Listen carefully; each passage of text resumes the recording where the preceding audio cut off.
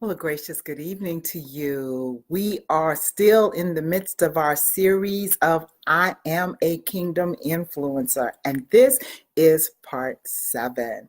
We have had an incredible time just walking through different things and aspects of influence and learning how to seize our opportunities and seize our days and understanding what influence is basically. Tonight, we want to focus on the components of influence because I think that most people, when we're talking about influencing another person's life or a person of influence, we normally focus in on the status of that individual financially. But for what we are doing and for our purposes, it has nothing to do with their financial status. It has everything to do with their ability to be used in the importation and impacting of another person's life. So that's what we want to talk about tonight, the components of influence. Think about it. Influence, what it really means to influence is to have an impact on a person's character. We can shift the trajectory of a person's life by how we impact them, how we interact with them. So it really has nothing to do with whether or not you are extremely wealthy or you don't have two nickels to rub together. You still have the ability to be an influence in another person's life. And we start with those that we're in constant contact with right in our own homes, and we spread it abroad. I was talking on my other broadcast earlier today about the process that we go through to reach our potential, our purpose.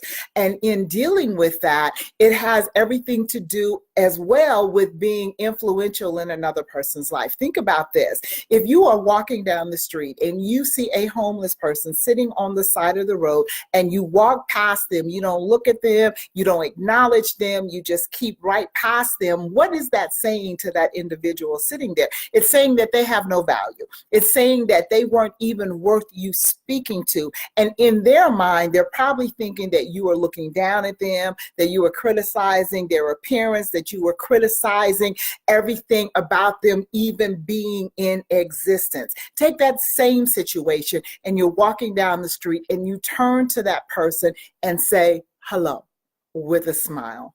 Hi, how are you today? Just a simple acknowledgement that that individual is there, that they are existing in this sphere of your influence because you are passing by them. So yes, I am saying that every person that you meet on the street, you have the ability to impact their life or to influence them. You can do it to the good or to the bad. So think about it. Again, we're going to take the same homeless person. They're sitting there and they happen to be sitting by a bridge, and they're actually sitting there contemplating in their mind getting up on this bridge and jumping because they just feel like their life has absolutely no value, that they are just literally existing. They're hungry, they're cold, they can't get out of the elements, they have no place to go. And most of them, you'll be surprised, most of them are highly intelligent individuals that just gave up on life, that just checked out for whatever reason. Maybe they lost a loved one, maybe they lost their wealth, maybe they lost their reason for existing, their reason for living. If a lot of people, they can lose a child, they can lose a mate, they can lose different things in life, and it will cause them to just check out. Just not to, it's like, I just can't handle life any longer. So that same person is sitting there and you walk by and ignore them, which solidifies their thought that they have no reason for living. Flip that script and you acknowledge that they are a human being, that they are sitting there, and the courtesy, the smallest little courtesy of just a good morning, good afternoon, good evening, hi, how are you? With a smile, to solidify they have value as a human being. That's really what speaking to one another does. It solidifies that, hey, I acknowledge you. I see you. I value you, even though I don't know you. I value your existence in this earth realm. And because I value your existence, I'm going to acknowledge it by just simply speaking. And not only am I going to speak, I'm not going to do it with disdain on my face, like, you shouldn't be in my path, but with a smile, showing forth love. Hi, how are you? People don't acknowledge each other anymore. They pass each other by. And I'm not even talking about the homeless person now. I'm talking about straight up and down. You pass by individuals all the time. And what used to be common courtesy, a simple hello, no longer exists. People do not acknowledge each other any longer. They don't give the common courtesy of speaking. That little minute gesture has an influential impact on the life of somebody. So we're going to look at the components of influence, and I'm praying that as we look at it, it will cause a shift in your mindset and get you to look at being a kingdom influencer in a different manner. So I asked a couple of people today, when you hear of a person of influence, someone that's influential in another person's life, what is the first thing that comes to mind? And inevitably, everyone answered me in the same way: money, financial status, how much money they have. That was the answers that I got. And so I was like, wow. And I promise you, I bet if I asked the majority of you on here right now watching me, you would say the same thing. I heard things like Oprah and athletes and all these different people because of their status financially, and because they had a platform. Because of their status financially, they had a platform. So they're instantly, the mindset was, if they're a person of influence, they got to have money. I beg to differ. Because influence, again, is impacting someone's life and helping them, encouraging them, getting them to realize and appreciate the value that they possess in their existence. The fact that you're here on planet Earth gives you value, because that means that God had a purpose for you when he created you in his mindset to solve an issue that was happening in this time frame. Okay? You have value. And it has nothing to do with your financial stability. So, for the sake of being a kingdom influencer, here are components of influence, okay? Number one, you've got to have a heart for people. You've got to have a heart for people. You will never influence somebody's life to the good. Okay, you can influence it negatively, but you'll never influence a person's life to the good if that person does not realize that you care. Because if they don't realize that you care, then they're not going to receive anything that you are trying to impart to them, even in your family. If all you do as a parent is talk about your child, talk down to your child, tell your child that they're of no use, tell your child, you just like so-and-so, you'll never amount to anything. If all you're doing is giving out negative descriptions of that person's life, you're not imparting or impacting their life to the good, and you're not influencing them to be the very best they can be. You have to have a love of people. That's number one, and it starts again in your own home, but then it spreads abroad on your job. Okay, if you have a supervisory position, or maybe you own the company, if your employees do not think that you care about them, then no matter what you're saying to them is not going to have a positive impact on them. You can try to rally the troops and pick up morale and do all of those different things and say just the right things because you read all the books on leadership. But if you genuinely do not care for your people, they will feel that, they will recognize that, and you will not impact their life to the good. So you've got to have a love of people. Number two, you've got to have a desire to make a difference. You have to want to make a difference, because if you don't care, if you have that whatever attitude about life and about people, then you're not going to go that extra mile to make a person's life feel meaningful. You may not even feel that your own life has meaning. You got to first care about you. That's first. You've got to understand and recognize the value that you possess. And in recognizing that, then you've got to recognize that that same value that you possess, others around you possess. It is about building the character of someone. It is about increasing their awareness of their strengths and helping them to enhance their weaknesses. It's not about putting them down. It's not about pointing a finger. It's not about passing judgment, because we have all fallen short. We have all fallen short, okay? Seriously. We all have some places in our lives that can be impacted to the good, okay? That if we had just that person to encourage us, we could look at ourselves differently in the mirror. We could be a better person because of someone's influence in our life. Why wouldn't we want to pay that forward and be that influencer in someone else's life? So you got to love people. You have to have a passion to want to see others improve themselves. Here's another component. You've got to be willing to be used. That's a hard one. You've got to be willing to be used. Okay? All usury is not bad. All usury is not bad. I know we get to that place where I'm not going to let them use me.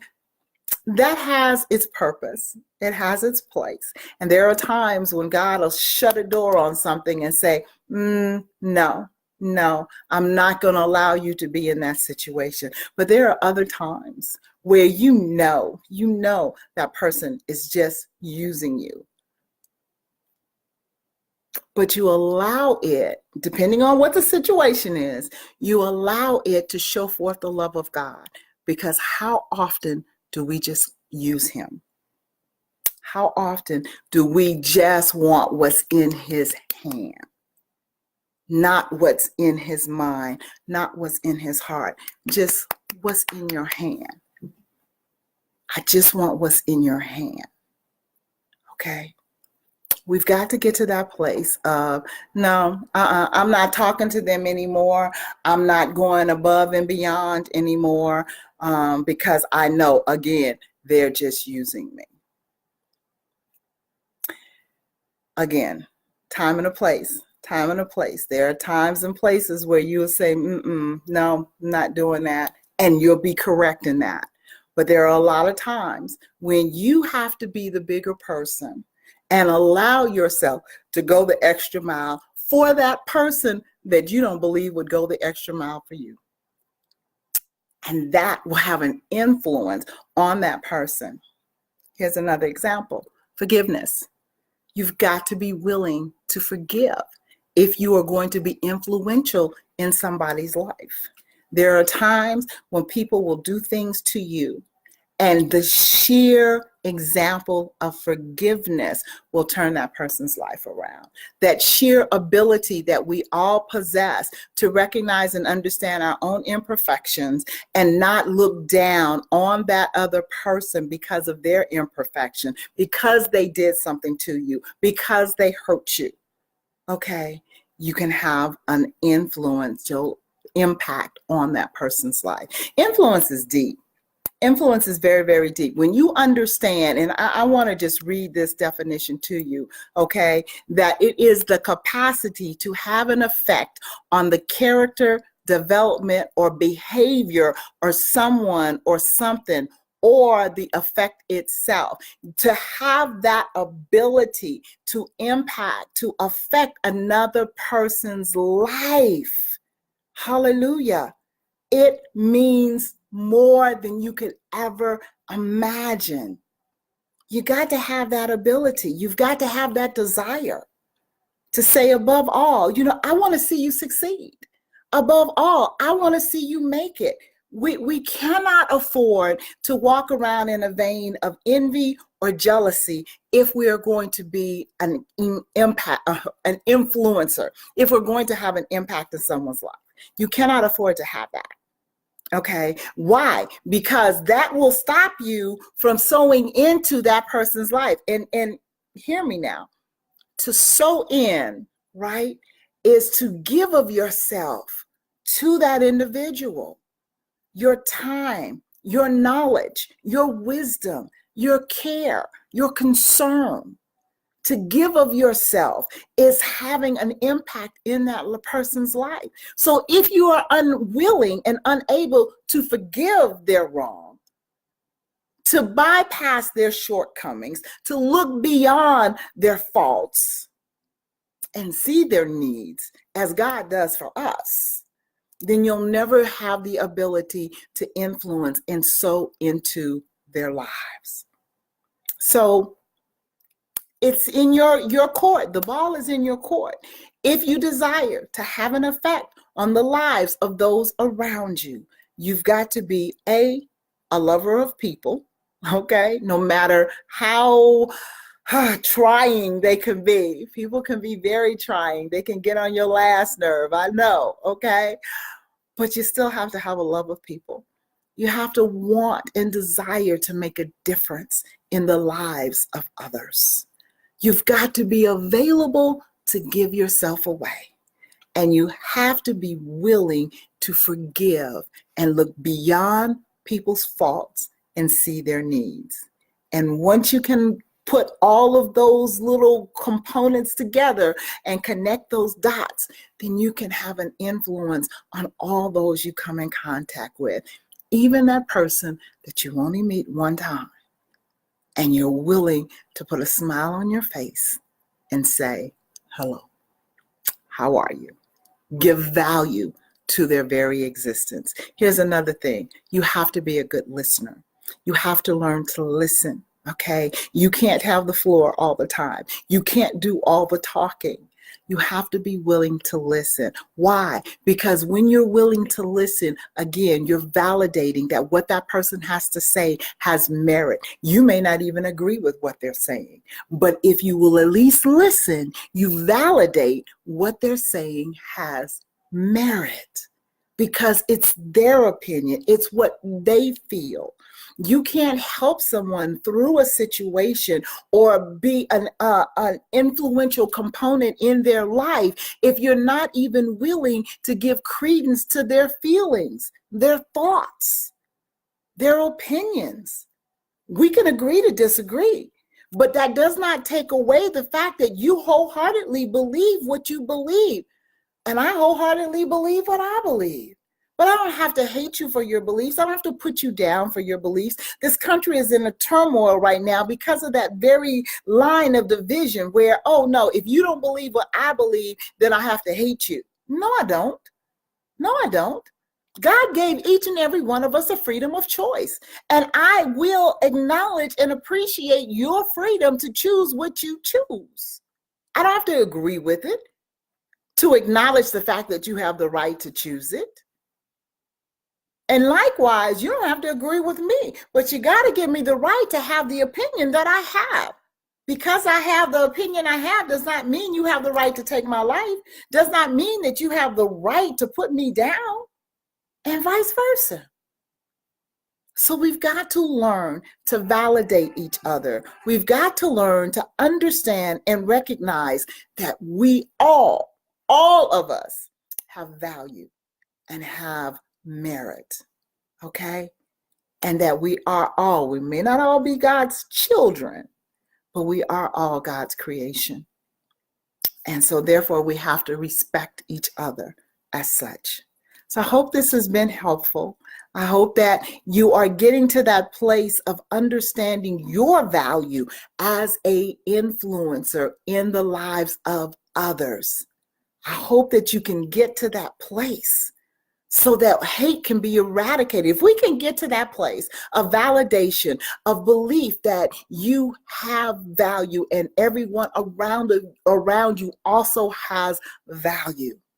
If we can get to that place to agree to disagree, yes, if we can get to that place, then we can get past the hate. We can get past the disdain. We can get past that feeling of low self-esteem because I understand I have value. Therefore, I understand you have value. And I will not devalue what God has placed a great price on. I won't do it. And anytime I devalue a human being on this planet, that is exactly what I'm doing. So you have to get to that place of understanding the wealth that each person possesses. So back to the very beginning, a person of influence is not a person that has money. It is a person of great value because that person values the lives of others and pours into each life that they come in contact with, bar none. I pray this has been a blessing to you. I've enjoyed our time together, and Lord willing, we'll meet again next week for part 8 of I Am a Kingdom Influencer. God bless you.